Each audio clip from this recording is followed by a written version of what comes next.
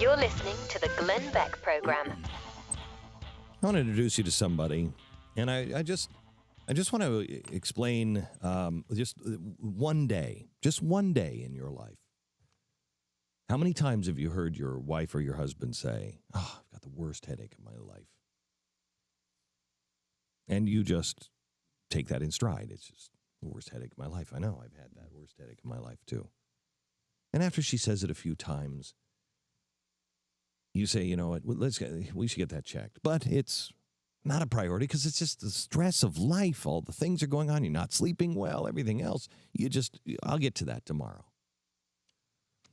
Lisa Colagrossi, she was a reporter for WABC in New York, TV.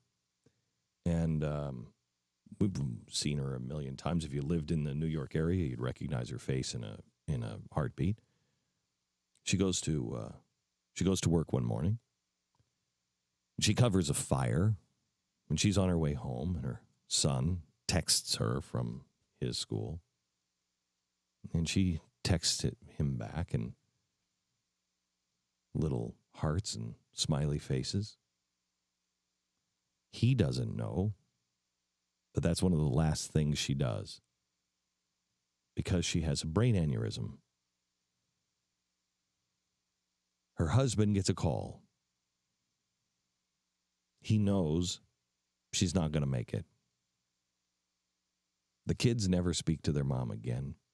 They have her on life support until everybody can be there, say their last goodbyes, and turn the machine off. This is a horror story. But I want to introduce you to Todd Crawford. His sons, Davis and Evan, are here. We had them on TV last night, and they told the story. And they're here for a reason. Because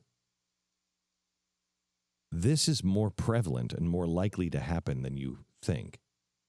How are you, Todd? Okay, thanks.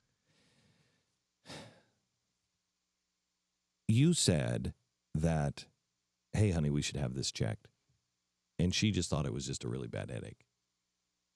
She knew it was the worst headache of her life. I mean, that's the way she described it. She would walk through the door twice, 3 times a week for a period of about 5 weeks leading up to her rupture the morning of March 19th and say, my head is absolutely killing me. I have the worst headache of my life, and that's the way that everybody describes it the same way. They write that on the emergency room hospital charts. ER doctors do, WHOL, because that's the exact same way everybody describes it.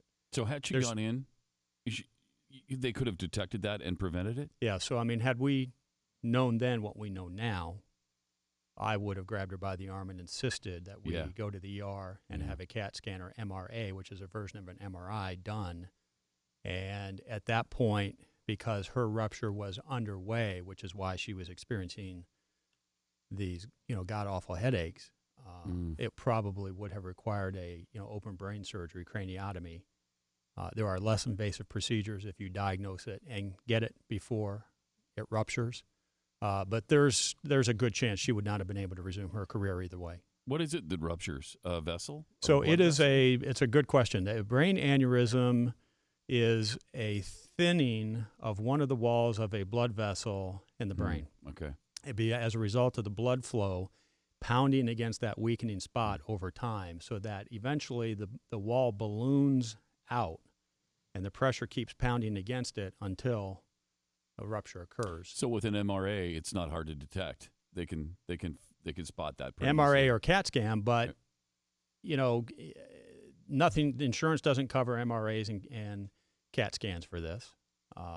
Why? There are no routine scans like breast cancer because of the numbers, because nobody knows about it. And okay, but the numbers, hang on, let's get into the numbers. And this is the reason why I invited you on radio, is because there's a lot of people that, I don't mean to be callous, but there's a lot of people who die of a lot of different things. And we feel bad about all of these. This one actually is really important for people to know because the numbers, there are more people that are affected by this than breast cancer. So here's what we know today. There are 6 million people walking around with a brain aneurysm today. Of that those we six, know, that we literally know of. That's not a guess. That's literally have been diagnosed with. have been diagnosed. We know about them. Of those 6 million, there will be 30 to 40,000 ruptures a year. And of those 30 to 40,000 ruptures, 50% are instantly fatal. And of the 50% who survive, 2/3 of them will walk around with a major neurological deficit the rest of their life. I got a note last night from a father in Georgia, whose daughter-in-law experienced a rupture, has had 2 surgeries, and she's now in a vegetative state.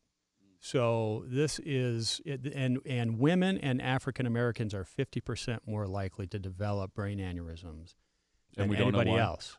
Do we Don't know know why, because there's no research. There's no money being thrown at this to study it. So based on what we know, it's just as prevalent as breast cancer and ALS. And the only way you find out about a brain aneurysm, whether you have one, is you rupture and die like my wife did, or you go in for another unrelated medical procedure that requires a CAT scan or MRA, and the test results come back and say, oh, by the way, you have a brain aneurysm. So I guarantee that 6 million number is more like 12 to 15 million. Guarantee it. All those people have it and nobody's studying it. How is that possible? Why? Why is there no money being spent on this? When he says no money, I want you to understand the NIH and our government spends less than $1 million. Less than $1 million. Now think of that. Everything's It's bigger than breast cancer. Less than $1 million. Breast cancer receives from the NIH every year $600 million a year. ALS receives over $70 million. NIH appropriates over $20 million each for headaches and migraines to study those. Which by the nobody way, dies of. they've neither one of those has ever killed anybody. Mm-hmm. Brain aneurysms, about $1 million a year. So if they do detect it, what can they do to treat it? So what they'll do is depends on various conditions, and criteria. But there are 2 procedures that if they feel it needs to be treated that are much less invasive, where they'll go up through your thigh into the brain, and they will insert either a coil or stent, much like a artery in the heart, to block the flow of blood and prevent it from further weakening the wall of the aneurysm itself. So That seems you're not pretty talking major about itself. it is. You're not Yeah, talking about wow. a cure here for this disease. Unlike breast cancer or heart disease, what you're talking about at best is the management of it. Well, there's not really even a cure for breast cancer. I mean, until you wipe out cancer, there's not. I mean, I don't think that taking your breasts off is a cure. That's not. That's just slowing things down. Right. But sometimes you can get away with that's it. But that's what we're doing with all medicine is just slowing things down. Unless you're talking about things like polio, which we have cured. So, first of all, what do you do for a living? Well, I was in finance, but once Lisa passed away, I resigned from my position and have dedicated myself to this cause out of the unconditional love that we shared for one another, our faith, and our 2 boys, to show them that how to address adversity head on. And my mission is to create a parent organization in this country that represents this disease to save other lives. It's too late for their mom and my wife, but we can save countless lives of others across the country and the world if we have support and raise awareness throughout the country. I wish I would have met your wife, because just by looking at your eyes yesterday in the interview and again today, you're an exceptional man. Your kids are exceptional, and that's not easy to do in media in New York. To keep faith and to keep yourself grounded, she was a remarkable woman. She was the best. I mean, absolutely amazing. And you can't get a sense for how incredible of a woman she was unless you were either married to her or you were one of her sons. And words just don't describe. And her faith meant a great deal to her and was deepening. And the void is huge. There's no question about that. And we're in the process of putting the pieces back together and trying to figure out what our new normal looks like and just adjusting to that.